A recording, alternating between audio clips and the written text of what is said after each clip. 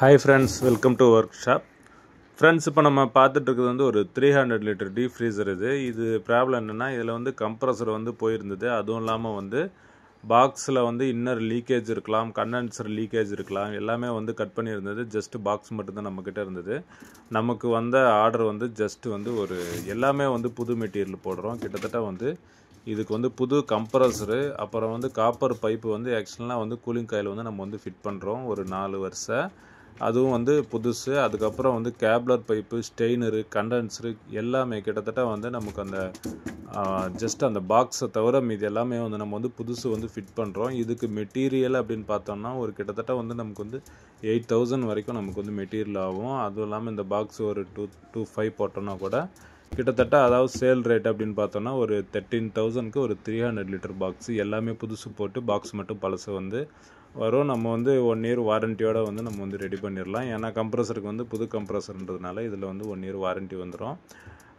அதுவும் இல்லாமல் நமக்கு வந்து எங்கேயுமே வந்து கேஸ் வந்து லீக்கேஜ் ஆகிறதுக்கு வாய்ப்பே இல்லை.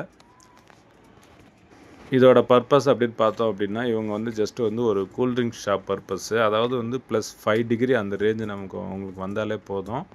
அதனால் வந்து 4 வருஷம் நம்ம வந்து ஃபிட் பண்ணுறோம். இதுவே இது வந்து ஃபுல்லாக வந்து ஃப்ரீசிங் ஆகணும், அந்த கண்டிஷனில் எங்களுக்கு வேணும் அப்படின்னாங்கன்னா கிட்டத்தட்ட இந்த 4ன்றது வந்து 7 இல்லைன்னா 8 வருஷம் வந்து இதில் வந்து ஃபிட் பண்ணலாம்.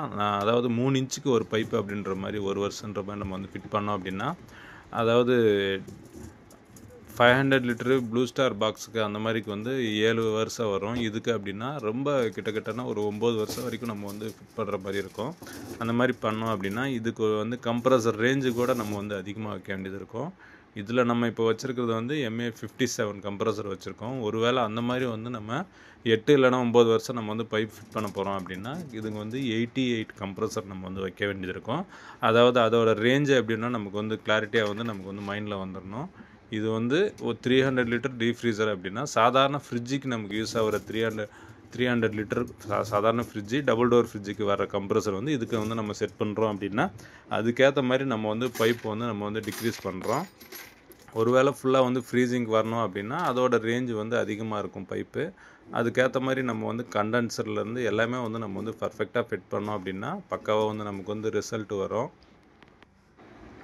இந்த இதில் வந்து ஒரு ரோக்கும் இன்னொரு ரோக்கும் வந்து நம்ம வந்து கிட்டத்தட்ட வந்து 4 இல்லைனா 5 இன்ச் வந்து நம்ம வந்து கேப் வந்து வச்சு ஃபிட் பண்ணுறோம். இதனால் வந்து நமக்கு வந்து ஈவனாக வந்து பாக்ஸுக்குள்ளே வந்து கூலிங் வந்து ஸ்ப்ரெட் ஆகும். அதாவது ஒரு சில்லர் டைப் அப்படின்னு சொல்லலாம்.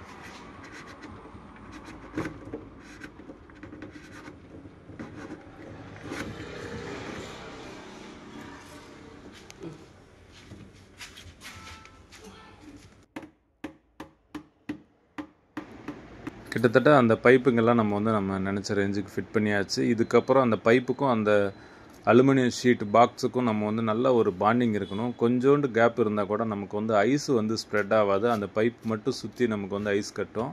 ஆனால் நமக்கு அந்த பாடியில் வந்து ஸ்ப்ரெட் ஆகாது ஐஸு. இந்த மாதிரி மெட்டல் பேஸ்ட் வச்சு நம்ம வந்து அதுக்கு வந்து நல்லா ஒரு இறுக்கமான ஒரு இது வச்சிட்டோம் அப்படின்னா அது பைப் ஐஸ் கட்டுறப்போ நம்ம வந்து அதில் ஸ்ப்ரெட் ஆகும். MA57 compressor. கண்டென்சர் வந்து நம்ம வந்து புதுசு போட்டிருக்கோம். Copper condenser 6x6 size. இதுவே நம்ம ஒரு வேளை நம்ம வந்து ஒரு 500 லிட்டரு இல்லை இதே 300 லிட்டருக்கு ஃபுல் அண்ட் ஃபுல் நம்ம வந்து ஃப்ரீசிங் வர அளவுக்கு நம்ம வந்து வைக்கிறோம். ஒரு 88 கம்ப்ரஸர் நம்ம செட் பண்ணுறோம் அப்படின்னா மினிமம் வந்து 8x8 அந்த ரேஞ்சு கண்டென்சராவது நம்ம வந்து இதுக்கு வைக்கணும். ஏன்னா இதில் வந்து ஆக்சுவலாக வந்து இதில் இன்னரு ப்ளஸ் அவுட்ரு வந்துன்ற மாதிரி இருந்திருக்கும் கண்டென்சரு. அதனால் வந்து நம்ம இன்னர் பைப்பை நம்பியெல்லாம் நம்ம எதுவும் பண்ண முடியாது. அது எவ்வளோ நாள் அதாவது உள்ள எந்த கண்டிஷனில் இருக்கும் தெரியாது. ஆக்சுவலாக வந்து லீக் இருந்திருக்கலாம். ஸோ அதனால் வந்து ஃபுல் அண்ட் ஃபுல் ஆக்ஷனில் போட்டே ஆகணும்.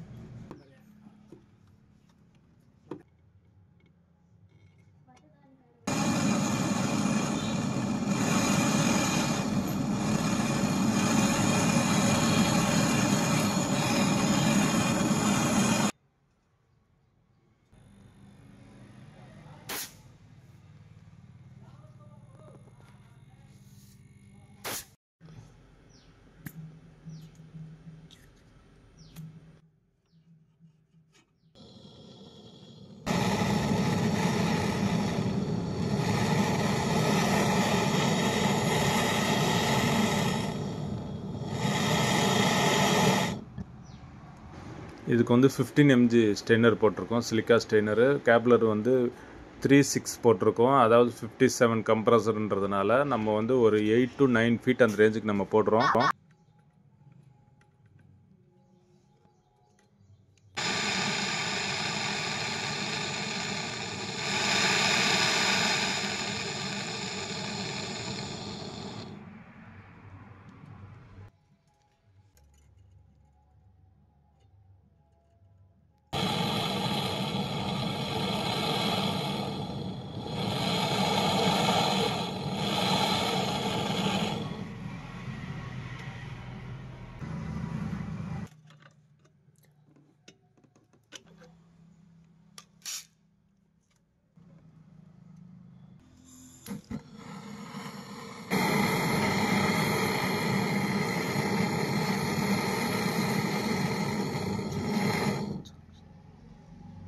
கிட்டத்தட்ட எல்லா வெல்டிங்கும் முடிஞ்சிருச்சு. ஜஸ்ட் இப்போ வந்து நம்ம வந்து வேக்யூம் வச்சுருக்கோம். Compressor vacuum. ஒருவேளை வேக்யூம் பம்பாக இருந்தால் கூட ஒரு 10-15 மினிட்ஸ் வரைக்கும் வைக்கலாம். இந்த கம்ப்ரஸருக்கு வந்து 134 கேஸ் தான்.